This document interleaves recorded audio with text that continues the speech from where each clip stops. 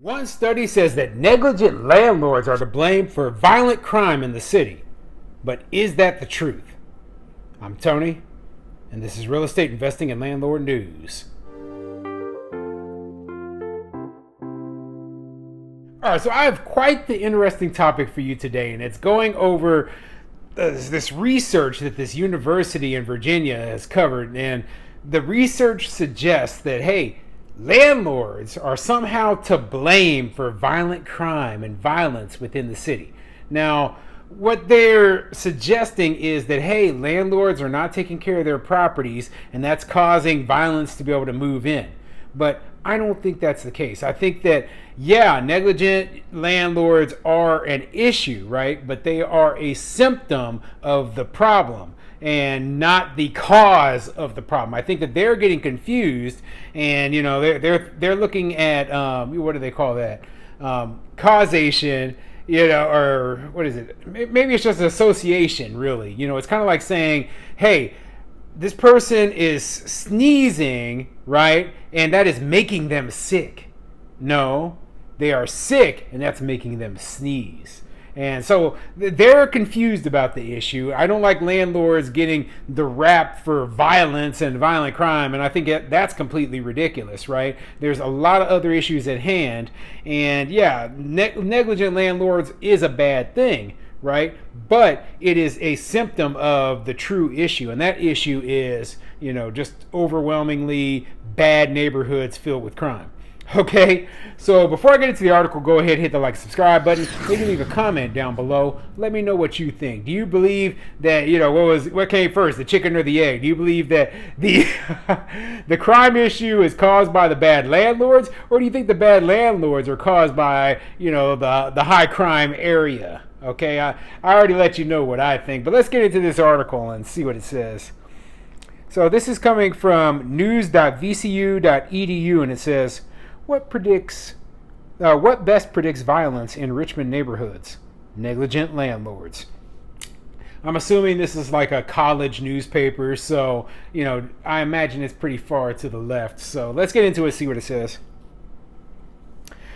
Negligent landlords, those who allow their properties to become dilapidated despite having tenants, are a significant predictor of violence in Richmond neighborhoods, even more than personal property tax delinquency, population density, income levels, and other factors, according to a new study by researchers at Virginia Commonwealth University.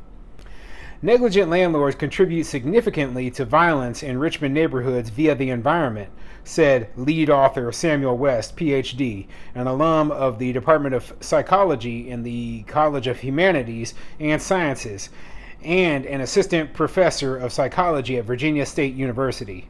This impact was above and beyond the impact of those who live in these neighborhoods in terms of the state of their respective properties. So here's my question about the study. How many landlords did they actually talk to? Okay, and I always ask this whenever they go and they, this is a predictor. How many landlords did you actually talk to before you did this study?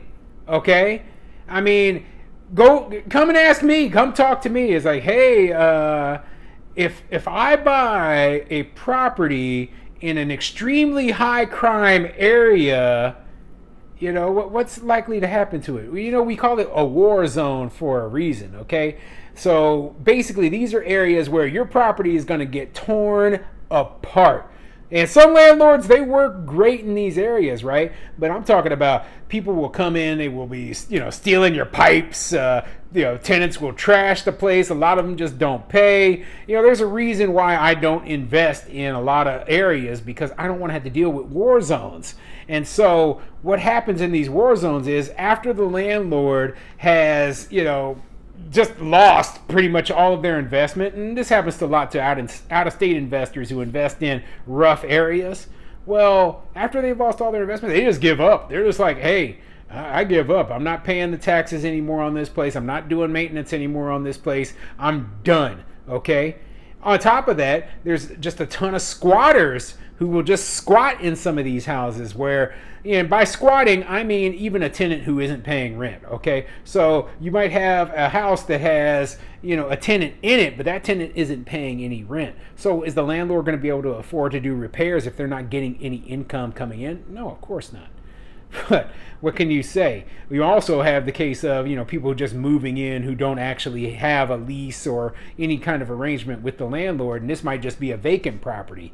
So, you just saying, hey, well, you know what? This is the fault of landlords. No, the area would be violent regardless of whether the landlord had kept that property up or not. In fact, the property became dilapidated because of the violence and the disinvestment and all the other crap and, the horrible tenants that were in the area. Okay? Blaming the landlord for the violence is stupid. Yeah, I mean, it makes no sense whatsoever. Now, by that same measure, that would be like saying, well, this is a really, really nice part of town where, it has very, very low violence. So it must mean that it's the landlord it's their fault that the area is so nice, right? No, that it only works one way with them. This is a stupid argument. West and other researchers at VCU collected data on violence events, tax delinquency of company-owned properties, such as rental homes and apartments, tax delinquency of personal properties, population density, race, income, food stamps, and alcohol outlets for each of Richmond's 148 neighborhoods. Tax delinquency of company-owned properties was the only variable that predicted violence in all but 4 of Richmond's 148 neighborhoods.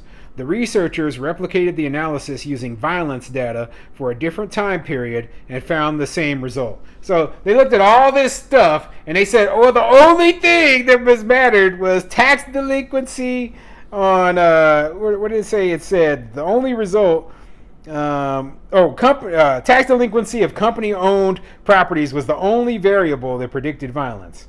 So I guarantee that's complete garbage, okay?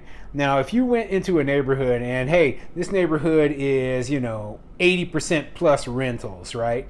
If the neighborhood, their average household income is poverty level. If the average neighborhood had full of people who took food stamps and full of liquor stores and you take all the other factors and then you tell me but there's no crime here, none at all, it makes no difference. No, that doesn't make any sense. Okay, it doesn't make any sense. The only factor was tax delinquency by these companies. It's idiotic. Okay, now they can try to sway the statistics to say whatever they want them to say, right? But anyone with common sense understands that this is just BS. This is garbage, okay? And all they would have to do is just talk to anybody in reality, and they would understand that, hey, your statistics, they don't mean anything. We live in the real world here. And in the real world, these other factors are way more important than if this is a company-owned house that is tax delinquent. Oh, idiotic. The researchers replicated the analysis using violence data for a different time period and found the same result. The key findings here was that the company delinquency was a stronger or more important correlate of violence than personal delinquency, said West, who initiated the project while serving as postdoctoral researcher with the Injury and Violence Prevention Program at VCU Health. And that is true, right? But remember, we're talking about renter households here. And the people who own their houses, who are personally delinquent on their taxes, they still own their houses, right? And so everyone knows that houses full of neighborhoods that are, mostly rentals are going to have a lot more crime than houses full of owner occupants. That's the way it works, okay? Well, I don't understand what they did all this research for, what they were trying to prove with this, that they could find a scapegoat as in the landlord. So we want to, what's your goal? You want to take the ownership of these properties away from the landlords and then do what with them? turn it into government housing. I mean, I don't know what their goal is, okay? All I know is that this is a ridiculous study.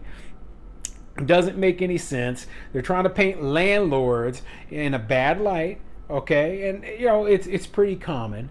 I don't blame them for being upset that, hey, properties became dilapidated that are owned by landlords who are being negligent. Okay, that is an issue, but that is a separate issue from the violent situation that is going on in these neighborhoods. And like I said, I believe personally that the reason that these landlords are allowing these properties to become dilapidated is because the neighborhoods are so violent and awful. I don't believe it's the other way around.